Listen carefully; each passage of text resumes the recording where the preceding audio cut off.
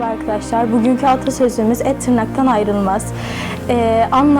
Atasözün anlamı birbirlerine çok yakın olan insanlar aralarında ne yaşanırsa yaşansın kolay kolay ayrılmazlar. Merhaba arkadaşlar. Bugünkü atasözümüz etme bulma dünyası.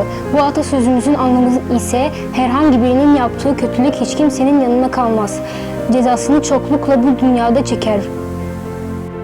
Merhaba arkadaşlar. Bugünkü atasözümüz ağaç yaş iken eğilir. Bunun anlamı çocuklar mutlaka küçük yaşta eğitilmelidirler.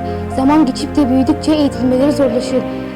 Yaşlı insanlar kolay kolay eğitilmezler. Tıpkı kuru bir ağaç gibidirler. Eğer buna zorlanırlarsa kırılırlar. Bu yüzden onlara yeni bir davranış kazandırmak zordur. Merhaba arkadaşlar, bugünkü atasözümüz acele işe şeytan karışır.